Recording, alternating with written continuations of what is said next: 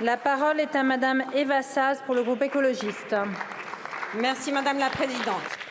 Chers collègues, Monsieur le ministre de la Transition écologique, nous attendions depuis juillet les annonces du Président sur la planification écologique. Nous attendions un moratoire sur les projets autoroutiers, à commencer par l'arrêt du funeste projet de l'A69. Nous attendions une loi de programmation de la transition écologique, comme vous l'avez fait pour la recherche, la justice ou les armées. Nous espérions l'augmentation de l'éco-contribution sur les billets d'avion.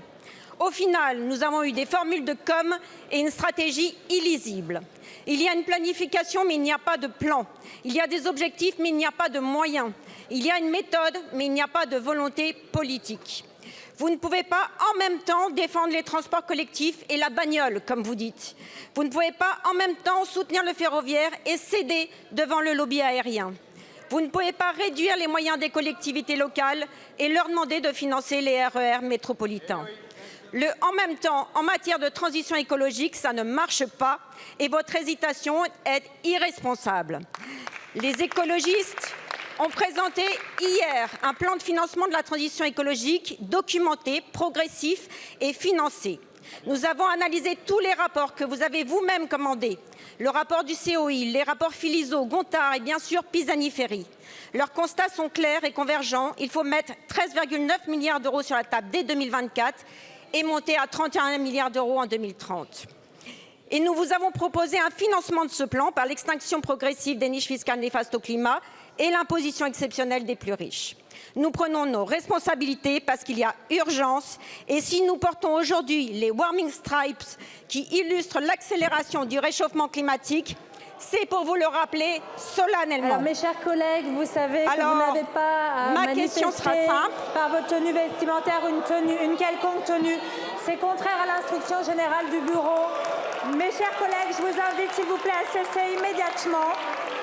Madame la Présidente Châtelain, Madame la Présidente Châtelain, je vous remercie. Nous avons rappelé ce matin en conférence des présidents que nos débats devaient être respectueux de nos institutions, des Français et de nos règles. Et je compte sur chacun d'entre vous pour respecter ce que nous nous sommes dit ce matin. Madame Sas, terminez, c'est bon.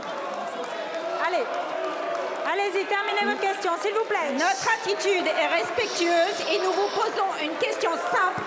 Quand allez-vous enfin doter la France d'une grande loi de programmation de la transition écologique? Je vous remercie, Madame Sas. Alors, s'il vous plaît, je vous demanderai de remettre les vêtements qui couvraient ce t-shirt. Vous n'avez pas à manifester par votre habillement une quelconque opinion dans cet hémicycle.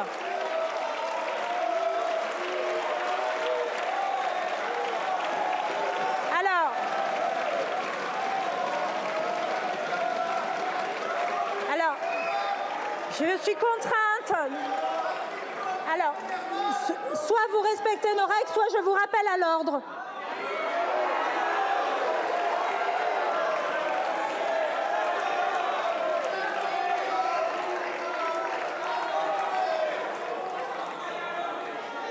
Je vous remercie. Je ne veux plus voir cela pendant la session qui s'ouvre. Ce règlement s'impose à tous. Il s'impose à tous. Je vais donner la parole à Monsieur Béchu, ministre de la Transition écologique et de la cohésion des territoires. Allez. Madame la Présidente, Mesdames et Messieurs les députés, je comprends que pour ne pas parler du fond, vous choisissiez la forme et un espèce de happening. Parce qu'à la vérité, Madame Sas, au lieu de vous réfugier derrière des formules toutes faites, vous devriez à la fois reconnaître le travail qui a été fait, mais on ne peut pas en même temps critiquer la proposition du gouvernement et dans le même temps être confronté à la réalité. On ne peut pas avoir été comme vous, député de 2012 à 2017, quand la France baissait ses émissions seulement de 1%, et voir qu'aujourd'hui nous avons plus que doublé ce rythme de baisse des émissions. On ne peut pas continuer à être dans une posture qui laisse penser que pour réussir la transition écologique dans ce pays, on ne peut pas être écologiste si on n'est pas de gauche. On ne peut pas en même temps taper sur le nucléaire et expliquer qu'il faut accélérer la baisse des émissions. On ne peut pas à la fois penser que la solution ce serait de taxer et d'interdire et penser qu'à la fin on réussira à mobiliser un pays. Qu'est-ce qui a été présenté hier? Un an de travail, une accélération dans le domaine de la rénovation, dans le domaine des transports, dans la continuité de ce qui a été fait en matière de vélo, un doublement des surfaces bio, un nouveau pacte avec les territoires, une capacité à accélérer et à démontrer une exemplarité publique. Bref, une stratégie qui est unique au monde qu'aucun pays n'a pour le moment déployée. Une stratégie qui n'a pas d'équivalent dans les pays où les écologistes sont en responsabilité. Alors je comprends, mais l'écologie mérite mieux que des postures ou des happenings pendant la séance des questions au gouvernement. Elle mérite mieux qu'une radicalité qui se confondrait avec la brutalité. Elle nécessite de la complexité, elle nécessite de la nuance, elle nécessite pour emporter l'ensemble de nos concitoyens, de prendre des décisions, de les voter, de les rendre applicables. C'est l'honneur de cette majorité, c'est le travail qui a été accompli et c'est l'explication qui commencera à partir de demain dans la phase de territorialisation. Merci beaucoup, Monsieur le Ministre.